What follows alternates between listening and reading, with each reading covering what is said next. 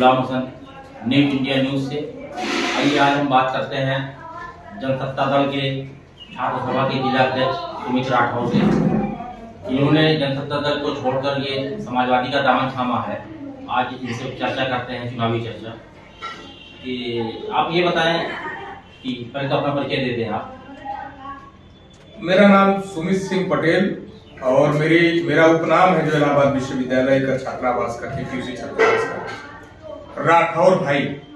तो सुमित सिंह पटेल उर्फ राठौर भाई। अच्छा, आपसे ये सवाल है कि डबल इंजन की सरकार ने नोटबंदी के दौरान 1000 और 500 के नोटों को बंद किया था, तो देश हित में इसका कितना लाभ मिला और क्या भ्रष्टाचार हो पाया? सर्वप्रथम मैं आपको बहुत बहुत धन्यवाद देना चाहता हूँ और आपके जो साथीगण हैं, पत्रकार महोदय जी, सबको धन्यवाद देना चाहता हूँ, क्योंकि आप लोग देश के चौथे स्तंभ हैं। देखिए, नोटबंदी 2016 में हुई थी अक्टूबर माह में, और उस समय जो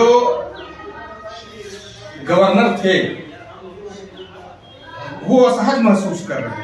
वो बार बार प्रधानमंत्री जी को, वित्त मंत्री जी को अवगत करा रहे थे कि इससे कोई लाभ नहीं मिलने वाला, लेकिन असल में वो नोटबंदी क्यों हुई थी ये जानने की आवश्यकता। 2017 की चुनाव निकट थे और मोदी जी इस चीज को जानते थे कि अगर दोबारा उत्तर प्रदेश में काबिज होना है, उत्तर प्रदेश से देश की सत्ता संभालनी है, तो सारी पार्टियों को अर्थविहीन करना है। क्या नोटबंदी के बाद भ्रष्टाचार पे रोक लगी? बिल्कुल नहीं रोक लग पाई। उस समय जो वर्तमान में गवर्नर थे, उन्होंने रिजर्व बैंक के जो गवर्नर थे, मुझे लगता है कि उस समय रघुराम राजन थे उस समय। मैं थोड़ा कंफ्यूजन में हूँ, तो जो भी रहे, उर्जित पटेल रहे हो चाहे रघुराम राजन जी रहे हो, तो उन्होंने कहा था कि इस नोटबंदी से कोई इनको फायदा नहीं हुआ सिवाय नुकसान के। और दोनों में से किसी ने इस्तीफा भी दे दिया था। कुछ सालों पहले अपने भारत देश की अर्थव्यवस्था चीन के बराबर होती थी, आज माइनस में चल रही है।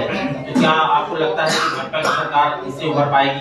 देखिए, ऐसा है कि मनमोहन जी एक बहुत बड़े अर्थशास्त्री थे, कांग्रेस की सरकार थी, और आज जो लोग वित्त मंत्री के पद पर बैठे हुए हैं, अंगा ही नहीं मालूम है।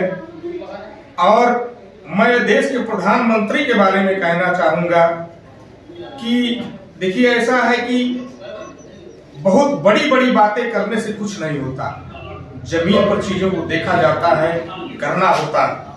जनसत्ता दल को छोड़कर आपने सपा का दामन थामा है, क्या एजेंडा रहेगा आपका? अभी तक लोग आपको जनसत्ता दल के कार्यकर्ता या पदाधिकारी के रूप में जानते हैं। देखिए, ये चुनाव सीधा सा एक जाति बनाम ब्राह्मण, बैकवर्ड, दलित, अल्पसंख्यक। अब एक जाति का मतलब आप समझ गए हैं।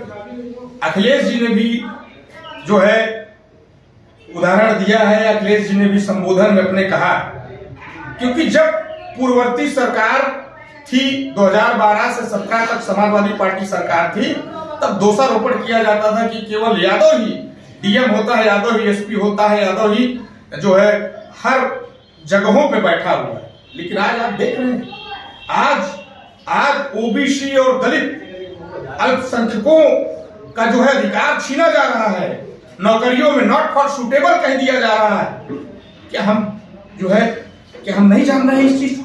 पश्चिमी यूपी में कल पहले चरण का मतदान हुआ, क्या वहां की जनता ने गठबंधन अखिलेश और जैन को स्वीकार किया है? देखिए, बिल्कुल स्वीकार किया है, 99% स्वीकार किया है। और मैं आपको ये बता देना चाहता हूं कि 58 सीटों में 40 से 45 सीटों के बीच समाजवादी पार्टी आ रही है, बाकी में सारी पार्टियां हैं। और मैं आपको ये भी बता देना चाहता हूं, भारतीय जनता पार्टी की जुमलेबाजी, भारतीय जनता पार्टी के द्वारा लाई गई बेरोजगारी, भारतीय जनता पार्टी ने, उनके प्रधानमंत्री ने जिस तरीके से एयरपोर्ट बेचे हैं, जिस तरीके से रेलवे प्लेटफार्म बेचे हैं, संस्थाओं का निजीकरण करने का काम किया है, लोगों को बेरोजगार करने का काम किया है। मैं आपको यह अवगत करा देना चाहता हूं, एक चीज और मैं जोड़ने का काम कर रहा हूं कि हर देश में एक निजी एयरलाइंस होती है। एयर इंडिया भारत देश के नाम से एक निजी एयरलाइंस थी, लेकिन उस निजी एयरलाइंस को भी टाटा को उन्होंने बीजेपी वालों ने बेच दिया है। तो आपकी चाइल्ड प्रत्याशी पूजा पाल को लोग बाहरी कह के बुला रहे हैं कि वो हरदोई की है, यहाँ की नहीं है, तो इसका क्या असर जाएगा? देखिए, ऐसा है कि सर्वप्रथम तो मैं ये कहना चाहता हूं कि भाई स्वर्गीय राजू पाल जी जो अभी दुनिया में नहीं